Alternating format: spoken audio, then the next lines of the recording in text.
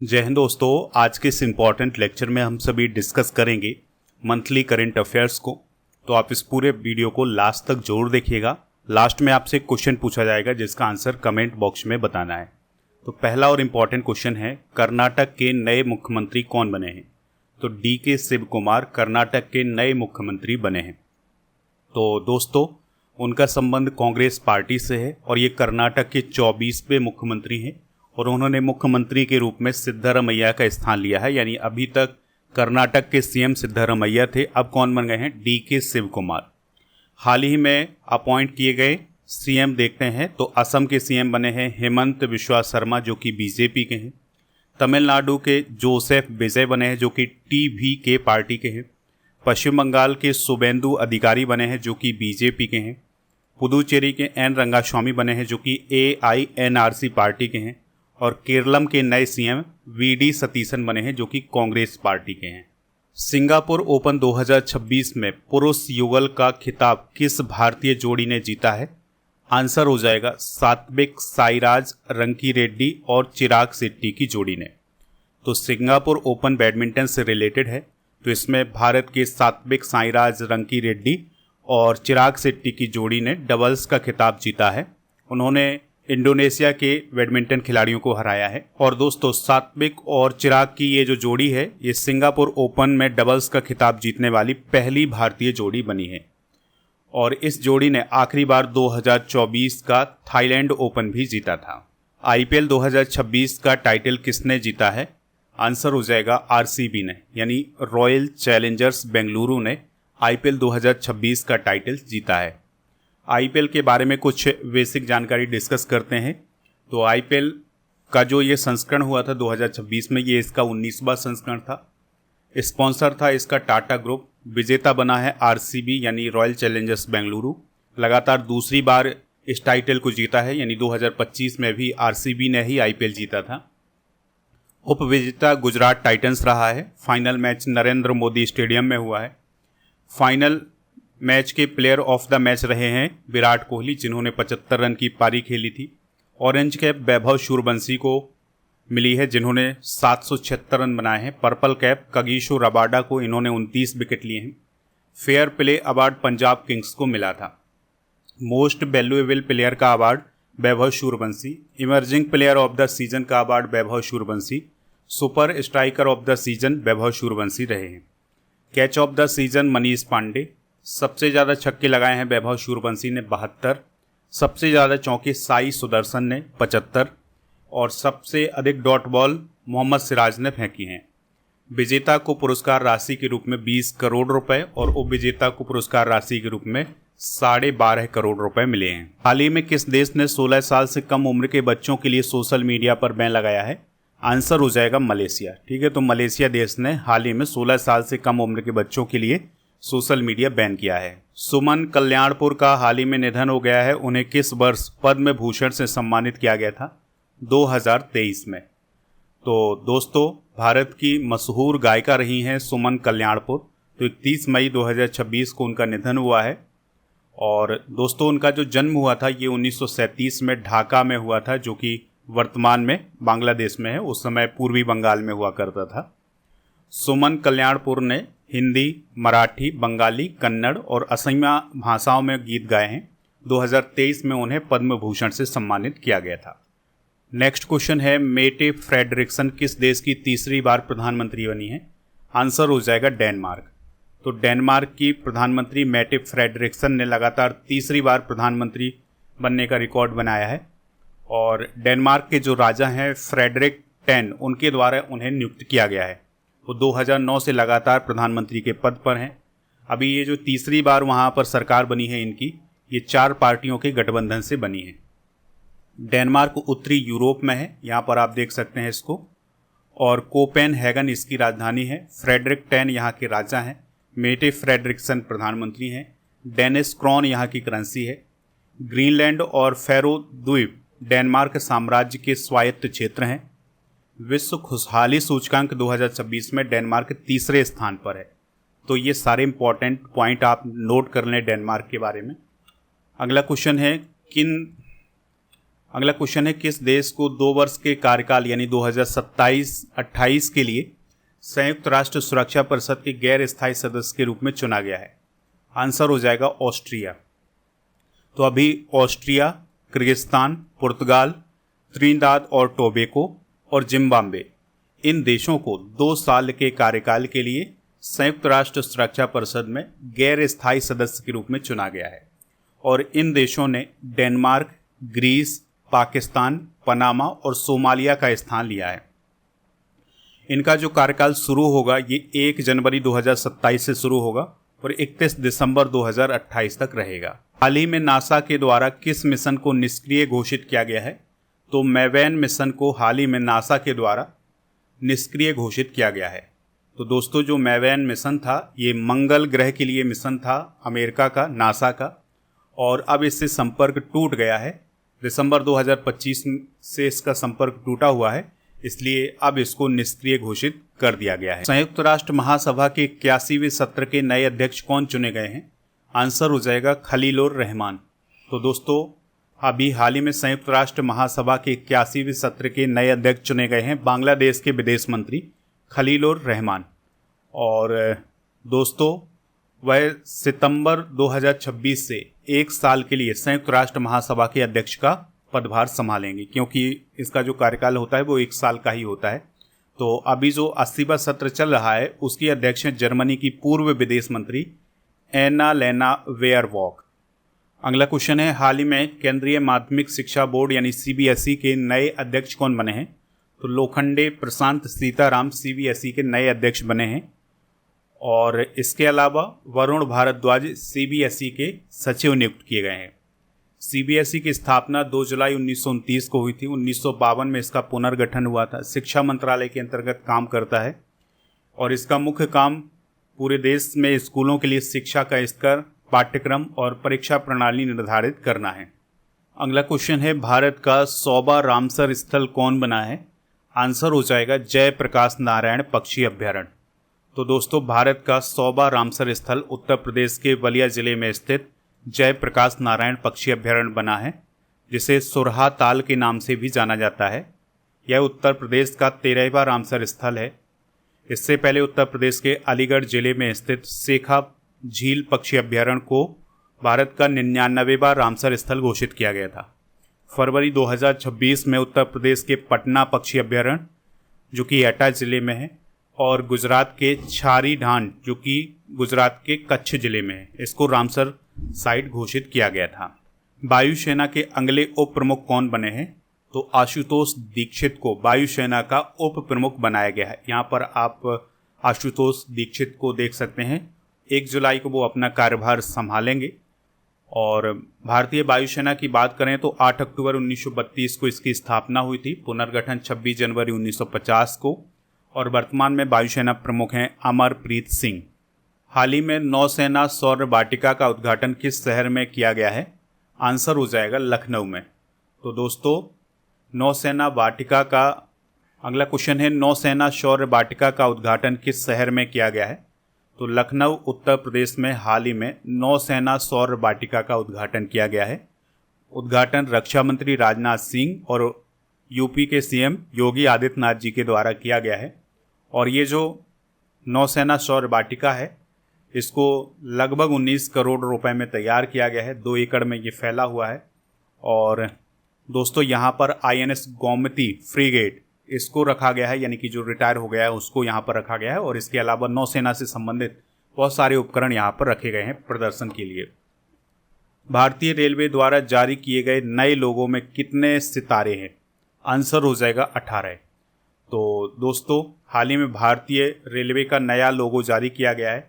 उसमें कितने स्टार आ गए हैं? अब 18 स्टार आ गए हैं। तो पहले इस प्रकार का लोगो हुआ करता था ब्लू कलर का, अब नया लोगो आया है, ये रेड कलर का है। और जो रेड कलर वाला लोगो है, न्यू लोगो, उसमें 18 स्टार हैं। पहले 17 स्टार हुआ करते थे। अब ये 18वां स्टार क्यों जोड़ा गया है? क्योंकि अब भारतीय रेलवे के 18 रेलवे जोन हो गए हैं। ठीक है, तो जो 18वां स्टार अभी जोड़ा गया है ये 18वें रेलवे जोन का सिंबल है। उसका नाम है साउथ कोस्ट रेलवे। ठीक है, तो साउथ कोस्ट रेलवे जोन जो है ये भारत का नया और 18वां रेलवे जोन बना है। नीलकंठ मिश्रा को किस अंतर्राष्ट्रीय संस्थान में कार्यकारी निदेशक बनाया गया है? आंसर हो जाएगा विश्व बैंक। तो दोस्तों, नीलकंठ मिश्रा को केंद्र सरकार के द्वारा विश्व बैंक के हेडक्वार्टर में, जो कि वाशिंगटन डीसी में है, उसमें भारत की तरफ से कार्यकारी निदेशक नियुक्त किया गया है। उन्होंने परमेश्वरन अय्यर का स्थान लिया है और वो विश्व बैंक के मुख्य बोर्ड में भारत का प्रतिनिधित्व करेंगे और दक्षिण एशियाई निर्वाचन क्षेत्र यानी भारत, बांग्लादेश, भूटान, श्रीलंका के लिए काम करेंगे। वर्तमान में नीलकंठ मिश्रा एक्सिस बैंक के मुख्य अर्थशास्त्री हैं। अगला क्वेश्चन है, द अर्थ प्राइज 2026 किसे प्रदान किया गया है? तो विवान छाबछारिया, एरियाना अग्रवाल और अब्याना मेहता, इन तीनों को अर्थ प्राइज 2026 प्रदान किया गया है, इसलिए ऑप्शन नंबर डी इसका राइट आंसर हो जाएगा। तो विवान छाबछारिया, एरियाना अग्रवाल और अब्याना मेहता को द अर्थ प्राइज 2026 घोषित किया गया है क्योंकि इन्होंने इमली के बीजों के कचरे से एक ऐसा पाउडर डेवलप किया है जो पानी से माइक्रो प्लास्टिक को अलग कर देता है। अगला क्वेश्चन है, अंतर्राष्ट्रीय क्रिकेट बोर्ड यानी आईसीसी ने किस देश के क्रिकेट बोर्ड की सदस्यता हाल ही में निलंबित की है? आंसर हो जाएगा कनाडा। हाल ही में ऑपरेशन डेल्टा हंट किस राज्य द्वारा चलाया गया है? तो गुजरात राज्य में ऑपरेशन डेल्टा हंट हाल ही में चलाया गया था, जिसका उद्देश्य था जो गुजरात में अवैध रूप से बांग्लादेशी रहते हैं उनकी पहचान करना। तो इसमें 501 अवैध बांग्लादेशी हिरासत में लिए गए हैं और 6200 से ज़्यादा संदिग्धों की जांच की जा रही है। और ये जो ऑपरेशन डेल्टा हंट है ये अहमदाबाद, सूरत, राजकोट, बड़ौदा, मोरबी, इन सभी शहरों में चलाया जा रहा है। अगला क्वेश्चन है, हाल ही में प्रिंसेस ऑफ अस्टूरियास स्पोर्ट्स अवार्ड से किसे सम्मानित किया गया है? तो लियोनेल मेसी को सम्मानित किया गया है। तो अर्जेंटीना के फुटबॉल खिलाड़ी हैं लियोनेल मेसी, तो उन्हें प्रिंसेस ऑफ अस्टूरियास स्पोर्ट्स अवार्ड से सम्मानित किया गया है और मेसी यह अवार्ड पाने वाले पहले व्यक्तिगत फुटबॉलर बने हैं और यह पुरस्कार जो है ये स्पेन देश में प्रदान किया जाता है। इससे पहले Rafael Nadal, Serena Williams, Michael Schumacher, इन सभी को ये पुरस्कार मिल चुका है। राजीव कृष्णा किस राज्य के नए पुलिस महानिदेशक बने हैं? तो दोस्तों, वो उत्तर प्रदेश के नए पुलिस महानिदेशक बने हैं। रक्षा अनुसंधान और विकास संगठन यानी डीआरडीओ के नए अध्यक्ष का अतिरिक्त प्रभार किसे सौंपा गया है? तो राजेश कुमार सिंह। तो वर्तमान में जो हमारे रक्षा सचिव हैं राजेश कुमार सिंह, उन्हें डीआरडीओ के अध्यक्ष के पद का अतिरिक्त प्रभार सौंपा गया है। उन्होंने डॉक्टर समीर वी कामत का स्थान लिया है। दोस्तों, डीआरडीओ का फुल फॉर्म होता है Defence Research and Development Organisation. 1958 में इसकी स्थापना हुई थी, नई दिल्ली में इसका हेडक्वार्टर है और इसका काम है भारतीय सेना के लिए आधुनिक हथियार, मिसाइल, राडार और ड्रोन ये सभी तैयार करना। ओपन 2026 में महिला एकल का खिताब मीरा एंड्रीवा ने जीता है। उनका संबंध किस देश से है? आंसर हो जाएगा रूस। तो रूस की मीरा एंड्रीवा ने फ्रेंच ओपन 2026 में महिला एकल का खिताब जीता है और उन्होंने पोलैंड की माजा च्वालिंस्का को हराया है। मीरा एंड्रीवा की आयु है 19 वर्ष और ये उनके करियर का पहला ग्रैंड स्लैम है। एंड्रीवा फ्रेंच ओपन महिला सिंगल्स का खिताब जीतने वाली दूसरी सबसे कम उम्र की खिलाड़ी बनी है। पहली है मोनिका सेलेस, जिन्होंने 18 वर्ष में फ्रेंच ओपन जीता था। नॉर्वे चेस 2026 का टाइटल किसने जीता है? तो आर प्रज्ञानंद ने नॉर्वे चेस 2026 का खिताब जीता है और आर प्रज्ञानंद नॉर्वे चेस प्रतियोगिता को जीतने वाले पहले इंडियन बन गए हैं। ये बात जरूर याद रखिएगा।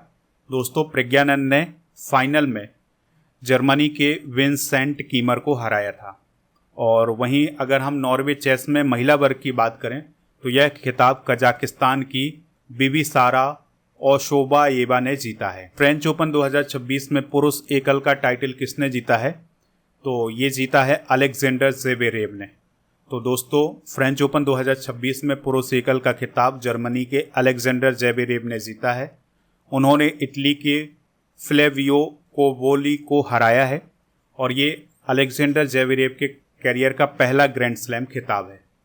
फ्रेंच ओपन की बात करें तो 1891 में इसकी स्थापना हुई थी। रोलान गैरोस इसे बोला जाता है। पेरिस फ्रांस में इसका आयोजन होता है और ये किले यानी मिट्टी के कोर्ट पर खेला जाता है और इसका आयोजन हर साल मई के अंत और जून की शुरुआत में होता है। सबसे ज़्यादा बार फ्रेंच ओपन को जीता है पुरुष वर्ग में राफेल नाडाल ने, और महिला वर्ग में क्रिस एबर्ट ने जीता है। तो राफेल नाडाल ने 14 बार जीता है। अब आप कमेंट बॉक्स में बताएं कि राफेल नाडाल किस देश के टेनिस खिलाड़ी हैं। अगला क्वेश्चन है, हान सियोंग शू किस देश की प्रधानमंत्री बनी है? तो ये साउथ कोरिया की प्रधानमंत्री बनी है। और दोस्तों, ये साउथ कोरिया की हिस्ट्री की दूसरी महिला प्रधानमंत्री हैं। साउथ कोरिया की बात करें तो सियोल इसकी राजधानी है। ली से म्यूंग यहाँ के राष्ट्रपति हैं और दक्षिण कोरियाई वॉन यहाँ की करेंसी है। इसका पड़ोसी देश है उत्तर कोरिया। उत्तर कोरिया और दक्षिण कोरिया के बीच में 38वीं समानांतर रेखा भी है। ये एग्जाम में कई बार पूछा गया क्वेश्चन है, तो इसको आप नोट कर लीजिएगा। अगला क्वेश्चन है, कौन सा राज्य आयुष्मान भारत प्रधानमंत्री जन आरोग्य योजना में शामिल हो गया है? आंसर हो जाएगा पश्चिम बंगाल। तो पश्चिम बंगाल अब आयुष्मान भारत प्रधानमंत्री जन आरोग्य योजना में शामिल हो गया है और ये इस योजना में शामिल होने वाला 36वां राज्य कैंसा से। किस देश ने 16 साल से कम उम्र के बच्चों के लिए सोशल मीडिया को बैन लगाने के लिए कानून बनाया है? आंसर हो जाएगा कनाडा। किस देश में छत्रपति शिवाजी महाराज की प्रतिमा स्थापित की जाएगी? तो आंसर हो जाएगा इजराइल। तो इजराइल में छत्रपति शिवाजी महाराज की एक भव्य प्रतिमा स्थापित करने की घोषणा की गई है। इसका उद्देश्य भारत और इजराइल के बीच जो मित्रता है और जो सांस्कृतिक संबंध हैं उनको और मजबूत करना। महाराष्ट्र और भारतीय यहूदी समुदाय, विशेषकर वेने इजराइल समुदाय के बीच सदियों पुराने ऐतिहासिक संबंध है। इतिहास में कई यहूदी सैनिकों ने मराठा सेना में भी योगदान दिया था। विश्व योगासन चैंपियनशिप 2026 की मेडल टैली में पहला स्थान किसने हासिल किया है? आंसर हो जाएगा इंडिया। तो दोस्तों, विश्व योगासन चैंपियनशिप 2026 का जो आयोजन हुआ है अभी हाल ही में, ये इसका पहला आयोजन हुआ है। अहमदाबाद गुजरात में इसका आयोजन हुआ था। 79 कंट्री इसमें शामिल हुए थे और इंडिया ने पहला स्थान हासिल किया है। 102 गोल्ड, 9 सिल्वर और 3 ब्रॉन्ज मेडल जीते हैं।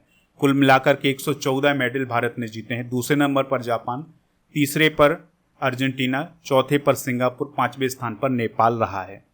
ग्रामीण क्षेत्रों में डिजिटल कनेक्टिविटी को बढ़ावा देने के लिए प्रोजेक्ट गंगा का शुभारंभ किसने किया है? योगी आदित्यनाथ जी ने किया है। तो उत्तर प्रदेश के सीएम योगी आदित्यनाथ जी ने ग्रामीण क्षेत्रों में डिजिटल कनेक्टिविटी को बढ़ावा देने के लिए एक महत्वाकांक्षी प्रोजेक्ट गंगा शुरू किया है, जिसका उद्देश्य राज्य की सभी ग्राम पंचायतों तक हाई स्पीड इंटरनेट और आधुनिक डिजिटल सेवाएं पहुंचाना है। हाल ही में किस देश ने अपना नाम बदलने का प्रस्ताव पारित किया है? तो आंसर हो जाएगा नाउरू। तो जो नाउरू देश है, ये देश अपना नाम बदलने जा रहा है, तो उसने अभी हाल ही में एक प्रस्ताव पारित किया है। तो अब नाउरू देश का नया नाम क्या हो जाएगा? नाओरो हो जाएगा। ठीक है दोस्तों, अगर हम नाओरो या नाउरू देश की बात करें तो ये दक्षिण पश्चिम प्रशांत महासागर में स्थित है। भूमध्य रेखा के दक्षिण में है, ऑस्ट्रेलिया के ये पास है और इसके जो निकटतम पड़ोसी हैं वो हैं किरिबाती का वनावा द्वीप। इसका क्षेत्रफल 21 वर्ग किलोमीटर है और ये दुनिया का तीसरा सबसे छोटा देश है। ऑस्ट्रेलियन डॉलर यहाँ की करेंसी है। यारेन यहाँ की राजधानी है और इसे ऑस्ट्रेलिया से स्वतंत्रता 1968 में मिली। 114वां अंतर्राष्ट्रीय श्रम सम्मेलन 2026 का आयोजन कहाँ हुआ है? आंसर हो जाएगा जेनेवा, स्विट्जरलैंड में। तो दोस्तों, 114वां अंतर्राष्ट्रीय श्रम सम्मेलन 1 से 12 जून तक जेनेवा, स्विट्जरलैंड में आयोजित किया गया था। अंतर्राष्ट्रीय श्रम संगठन ने इसका आयोजन किया था। भारत की तरफ से केंद्रीय राज्य श्रम एवं रोजगार MSME मंत्री शोभा करंदलाजे ने हिस्सा लिया था। जसपाल राणा कौन थे जिनका निधन हो गया है? आंसर हो जाएगा शूटर। तो दोस्तों, जसपाल राणा का हाल ही में निधन हुआ है और वो एक निशानेबाज रहे हैं और कोच भी रहे हैं। उन्होंने एशियाई खेलों और राष्ट्रमंडल खेलों में कुल 23 मेडल जीते थे और दोस्तों वह मनु भाकर के कोच रहे हैं।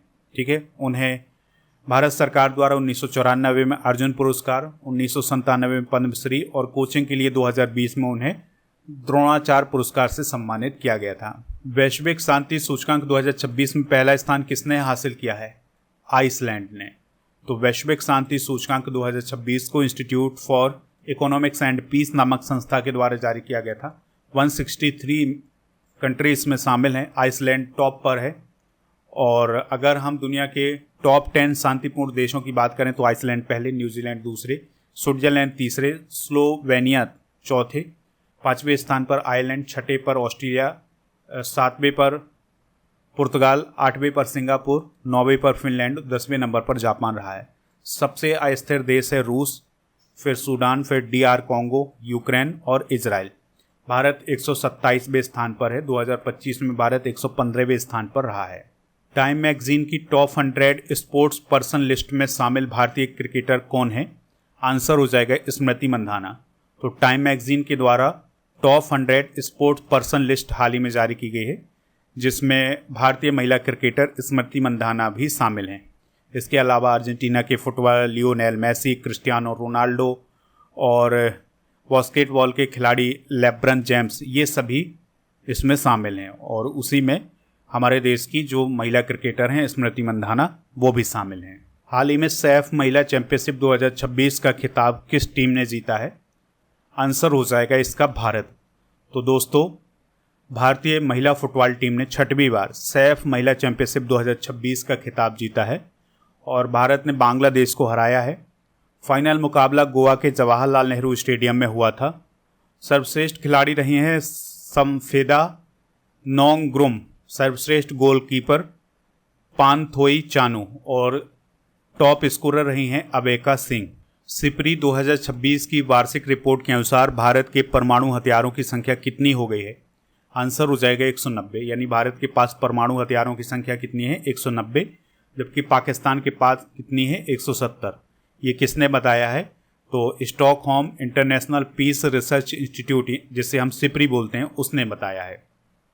रूस के पास दुनिया में सबसे ज़्यादा परमाणु हथियार हैं, यानी इसके पास 5420 परमाणु हथियार हैं और अमेरिका दूसरे नंबर पर है, जिसके पास 5042 परमाणु हथियार हैं। अगला क्वेश्चन है, हाल ही में 47 वर्ष की आयु में किस थाई राजकुमारी का निधन हो गया है? आंसर हो जाएगा वज्रकिटी आभा महिदोल का। तो दोस्तों, थाईलैंड की राजकुमारी थी वज्रकिटी आभा महिदोल, तो उनका हाल ही में निधन हो गया है। और दोस्तों, उनके पिता कौन हैं? राजा महा बजरा लोंगकॉर्न, जो वर्तमान में वहाँ के राजा हैं। उनकी माता हैं राजकुमारी सोमसावली। तो ये पॉइंट भी आप याद रखिएगा। हाल ही में संन्यास लेने वाले केन विलियमसन किस देश के क्रिकेटर हैं या किस देश के खिलाड़ी हैं? तो ये न्यूजीलैंड के हैं। तो न्यूजीलैंड के प्रसिद्ध क्रिकेटर केन विलियमसन ने हाल ही में क्रिकेट से संन्यास लेने की घोषणा की है और उन्होंने अपना जो अंतिम मैच है ये लॉर्ड्स में खेला है, जो कि इंग्लैंड में है। अगला क्वेश्चन है, रुद्र गौरव श्रेष्ठ को हाल ही में किस देश में भारत का नया राजदूत नियुक्त किया गया है? आंसर हो जाएगा इसका तुर्की। तो तुर्की में भारत के नए एम्बेसडर कौन बने हैं? रुद्र गौरव श्रेष्ठ। अभी तक वो ईरान में भारत के राजदूत के रूप में काम कर रहे थे। तुर्की के बारे में अगर हम बात करें तो अंकारा इसकी राजधानी है और प्रेसिडेंट हैं रेसेप तैयब एर्दोगन और तुर्की लीरा यहाँ की करेंसी है। पड़ोसी देश हैं Armenia, Azerbaijan, Bulgaria, Georgia, Greece, Iran, Iraq और सीरिया। अगला क्वेश्चन है, भारत के नए थल सेना अध्यक्ष कौन बने हैं? आंसर हो जाएगा इसका धीरज सेठ। तो धीरज सेठ भारत के नए थल सेना अध्यक्ष हाल ही में बने हैं और उन्होंने थल सेना अध्यक्ष के रूप में उपेंद्र द्विवेदी जी का स्थान लिया है। भारतीय सेना के बारे में अगर हम बात करें तो इसका पुनर्गठन 1947 में हुआ था और भारतीय सेना की औपचारिक स्थापना 1 अप्रैल 1995 को हुई थी। सेना दिवस 15 जनवरी को मनाया जाता है। स्वतंत्र भारत के पहले भारतीय सेना प्रमुख कौन थे? Field marshal KM Cariappa. Bharat के राष्ट्रपति सर्वोच्च कमांडर होते हैं सेना के और थल सेना अध्यक्ष भारतीय सेना के प्रमुख होते हैं। आदर्श वाक्य है इसका स्वयं से पहले सेवा, यानी सर्विस बिफोर सेल्फ। और वर्तमान में CDS कौन है? तो वो है जनरल NS राजा सुब्रमणी। दुनिया के पहले खरबपति कौन बने हैं? आंसर हो जाएगा एलन मस्क।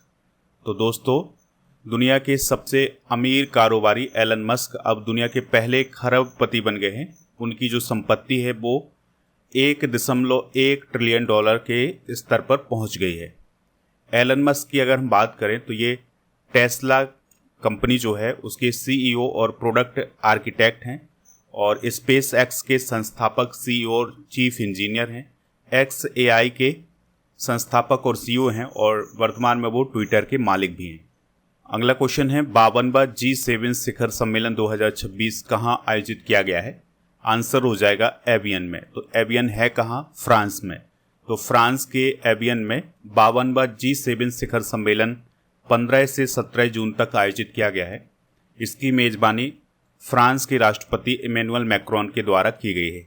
इसमें Canada, France, Germany, Italy, Japan, UK, America और यूरोपीय यूनियन के जो प्रमुख हैं वो शामिल हुए थे और इसमें विशेष आमंत्रित देश के रूप में भारत, ब्राज़ील, इजिप्ट, केन्या, दक्षिण कोरिया, कतर, सीरिया, यूक्रेन और यूएई को शामिल किया गया था। पीएम मोदी को किस देश का सर्वोच्च नागरिक सम्मान order of the white double cross first class प्रदान किया गया है? आंसर हो जाएगा स्लोवाकिया। तो स्लोवाकिया के द्वारा उन्हें यह सम्मान दिया गया है और यह उनका 33वां अंतर्राष्ट्रीय सम्मान था। अभी स्वीडन के द्वारा order of the polar star दिया गया है, नॉर्वे के द्वारा royal Norwegian order of merit और इजराइल के द्वारा मेडल ऑफ द नेसेट प्रदान किया गया है। हाल ही में स्वामी विवेकानंद की आदमकद प्रतिमा का अनावरण कहाँ किया गया है?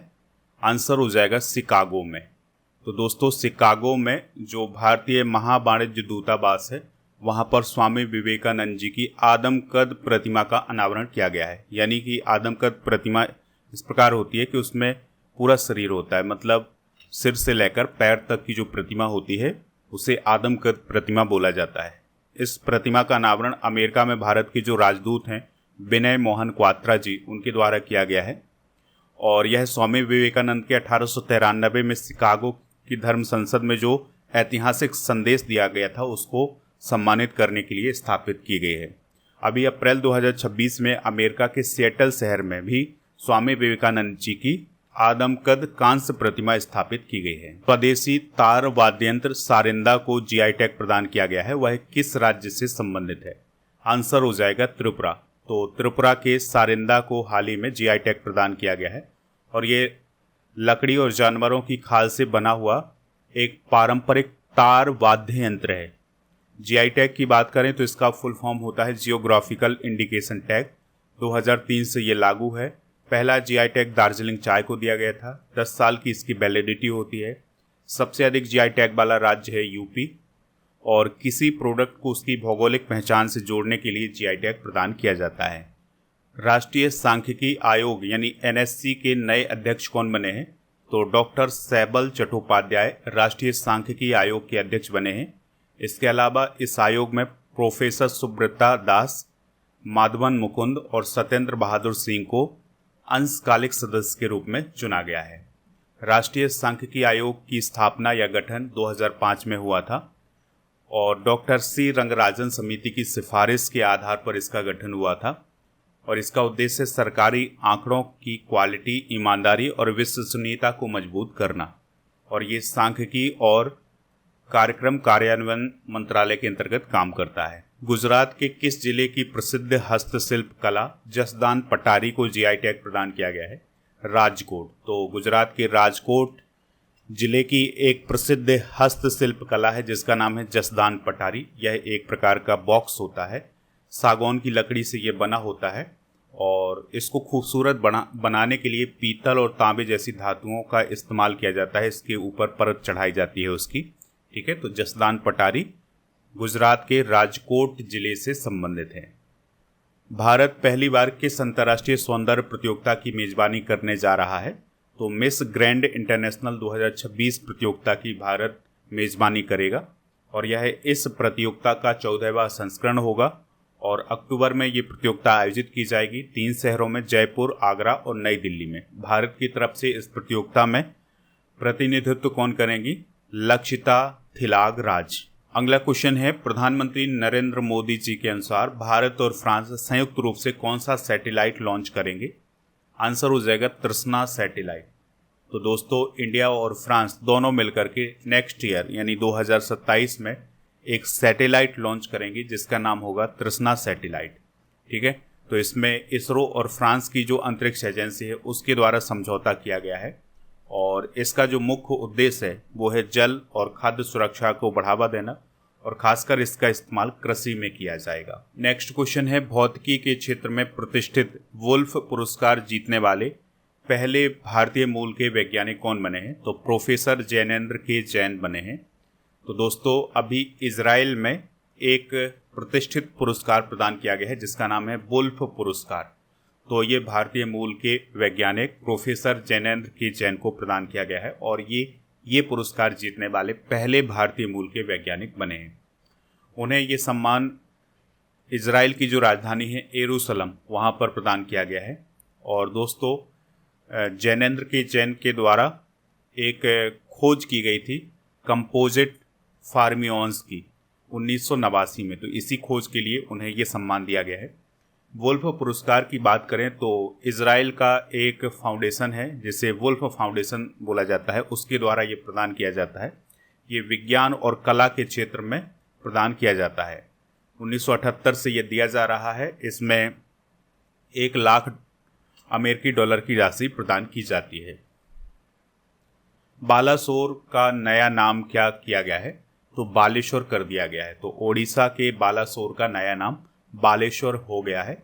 और अभी ओडिशा की सरकार ने 26 जिलों में स्थित 64 स्थानों की जो अंग्रेजी वर्तनी है उसमें संशोधन किया है। तो जो बिगड़े हुए नाम हैं उनको सुधारा है। जैसे बालासोर का नाम बालेश्वर किया है, कटक का नाम कटका, औल का नाम आली और वरगढ़ का नाम वारागढ़ा किया गया है और उमरकोट का नाम उमरकोटा किया गया है। तो इनकी वर्तनी में संशोधन किया गया है। हाल ही में यूनिकॉर्न का दर्जा प्राप्त करने वाला भारतीय एआई स्टार्टअप कौन सा बना है? आंसर हो जाएगा सर्बम एआई। यानी सर्बम एआई को हाल ही में यूनिकॉर्न का दर्जा प्रदान किया गया है। इसका जो वैल्यूएशन है ये 1.5 बिलियन डॉलर से अधिक हो गया है। दोस्तों सर्बम एआई की स्थापना 2003 में प्रत्यूष कुमार और विवेक राघवन के द्वारा की गई थी। बेंगलुरु में इसका हेडक्वार्टर है। 1.5 बिलियन इसका वर्तमान में वैल्यूएशन है। और किसी कंपनी को यूनिकॉर्न का दर्जा कब दिया जाता है? जब उस कंपनी का वैल्यूएशन 1 बिलियन अमेरिकी डॉलर से ज़्यादा हो जाता है, ठीक है, तो उसे यूनिकॉर्न का दर्जा दिया जाता है। दोस्तों 2026 में अब तक 5 स्टार्टअप हैं जो यूनिकॉर्न बन चुके हैं। तो इसमें पहला नाम है जसपे, दूसरा नाम है नैसा का, तीसरा नाम है क्रेडिट बी का, चौथा नाम है स्काई रूट एरोस्पेस का और पांचवा नाम है सर्बम एआई का। तो ये 5 स्टार्टअप यूनिकॉर्न बने हैं भारत की तरफ से। भारत का सर्वश्रेष्ठ प्रदर्शन करने वाला कंटेनर पोर्ट कौन सा बना है? तो जवाहरलाल नेहरू पोर्ट अथॉरिटी बना है। भारत का पहला मंदिर कौन सा बना है जिसने ट्रेडमार्क हासिल किया है? आंसर हो जाएगा श्री जगन्नाथ मंदिर। तो दोस्तों श्री जगन्नाथ मंदिर जो कि पूरी ओडिशा में है, तो वह भारत का पहला ऐसा मंदिर बन गया है जिसने ट्रेडमार्क हासिल किया है। तो इसने अपनी कुछ वस्तुओं और कुछ प्रतीकों के लिए ट्रेडमार्क हासिल करने के लिए अप्लाई किया था। तो अभी केवल 3 वस्तुओं को ट्रेडमार्क प्रदान किया गया है। तो इसमें एक है पतित पावन नामक शब्द, दूसरा है आनंद बाजार और तीसरा है नीलाक्षक। तो इनको हाल ही में सुरक्षित किया गया है, ट्रेडमार्क इन्हें प्रदान किया गया है। अब इनका इस्तेमाल कोई और नहीं कर सकता है। अगर कोई और करेगा तो उसे नकली माना जाएगा। भारतीय पुरुष हॉकी टीम के लिए सबसे ज़्यादा इंटरनेशनल मैच खेलने वाले खिलाड़ी कौन बने हैं? आंसर हो जाएगा इसका मनप्रीत सिंह। तो दोस्तों मनप्रीत सिंह भारतीय मेंस हॉकी टीम के पूर्व कप्तान हैं और वो भारत के लिए सबसे ज़्यादा इंटरनेशनल मैच खेलने वाले खिलाड़ी बन गए हैं। और उन्होंने अभी हाल ही में 413वां इंटरनेशनल मैच खेला है और उन्होंने दिलीप तिर्की का 412 मैचों का रिकॉर्ड। तो अगला क्वेश्चन है, खान कोस्ट अभ्यास 2026 का आयोजन कहाँ किया गया है? उलान बातर मंगोलिया में। तो दोस्तों खान कोस्ट अभ्यास का इस बार 23वां संस्करण आयोजित किया गया है। 20 जून से 3 जुलाई तक उलान बातर मंगोलिया में इसका आयोजन हुआ है। यह एक बहुपक्षीय अभ्यास है, यानी बहुत सारे देश इसमें हिस्सा लेते हैं। भारत भी इसमें हिस्सा लेता है। 2003 में इसकी शुरुआत हुई थी अमेरिका और मंगोलिया के बीच में। Russian grand sand master cup 2026 जीतने वाले भारतीय कौन बने हैं? तो सुदर्शन पटनायक बने हैं। तो ओडिशा के रेत कलाकार हैं सुदर्शन पटनायक। तो उन्होंने अभी हाल ही में रशियन ग्रैंड सैंड मास्टर 2026 जीता है, यानी कि रशियन ग्रैंड मास्टर कप 2026 जीता है और वो ये अवार्ड पाने वाले पहले भारतीय बन गए हैं। उनके द्वारा जो रेत की कलाकृति बनाई गई थी उसमें जलवायु परिवर्तन और ग्लोबल वार्मिंग के वैश्विक प्रभाव को दर्शाया गया था। पुरुष या महिला T20 इंटरनेशनल मैच में 600 छक्के पूरे करने वाली दुनिया की पहली खिलाड़ी कौन बनी है? तो वो बनी है स्मृति मंधाना। तो दोस्तों, स्मृति मंधाना पुरुष या महिला T20 इंटरनेशनल में 600 चौके पूरे करने वाली दुनिया की पहली प्लेयर बन गई हैं। दूसरे नंबर पर न्यूजीलैंड की सूजी वेट्स हैं जिन्होंने 521 चौके लगाए हैं। अगला क्वेश्चन है, लिस्ट ए क्रिकेट यानी 50 ओवर में इतिहास का सबसे तेज अर्धशतक लगाने का विश्व रिकॉर्ड किसने बनाया है? वैभव सूर्यवंशी ने। तो वैभव सूर्यवंशी ने हाल ही में लिस्ट ए क्रिकेट में सबसे तेज अर्धशतक बनाया है। उन्होंने 11 गेंदों में 50 रन बनाए हैं श्रीलंका ए के खिलाफ। अगला क्वेश्चन है, अंतर्राष्ट्रीय योग दिवस 2026 की थीम क्या है? आंसर हो जाएगा योगा फॉर हेल्दी एजिंग। तो 21 जून को अंतर्राष्ट्रीय योग दिवस मनाया गया है। इस बार 12वां अंतर्राष्ट्रीय योग दिवस मनाया गया है। कोलकाता में इसका मुख्य आयोजन हुआ था जिसमें पीएम मोदी जी शामिल हुए थे और इसकी थीम क्या थी? Yoga for healthy ageing. दोस्तों, पहला योग दिवस 21 जून 2015 को मनाया गया था और भारत के प्रस्ताव पर ही UNGA ने इस दिवस को मनाने की घोषणा की थी। अगला क्वेश्चन है, विवेक अग्रवाल किस संस्था में उपाध्यक्ष बनने वाले पहले इंडियन बने हैं? तो वित्तीय कार्रवाई कार्यबल यानी FATF में वो उपाध्यक्ष बनने वाले पहले इंडियन बने हैं और उन्होंने ब्रिटेन के गाइल्स थॉमसन का स्थान लिया है।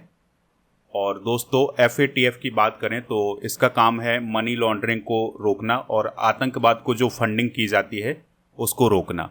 1989 में G7 देशों की पहल पर इसकी शुरुआत हुई थी। पेरिस, फ्रांस में इसका मुख्यालय है। इसके वर्तमान में अध्यक्ष हैं एलिसा डी एंडा माद्राजो जो कि मैक्सिको की हैं और भारत 2006 में इसका पर्यवेक्षक बना था। 2010 में इसका 34वां मेंबर बना था। अगला क्वेश्चन है, ब्रिटेन के प्रधानमंत्री पद से हाल ही में किसने इस्तीफा दिया है? आंसर हो जाएगा कीर स्टारमर। तो दोस्तों, ब्रिटेन के प्रधानमंत्री कीर स्टारमर ने हाल ही में प्रधानमंत्री पद से इस्तीफा दे दिया है। वो लेबर पार्टी से संबंधित थे और दोस्तों वो 2024 में ब्रिटेन के 58वें प्रधानमंत्री बने थे। तो लेबर पार्टी के भीतर उनके प्रति विरोध हो रहा था और उनकी लोकप्रियता में गिरावट हो रही थी, इसलिए उन्हें अपने पद से इस्तीफा देना पड़ा है। FIH hockey women's Nations cup 2025-26 का खिताब किसने जीता है? भारत ने जीता है।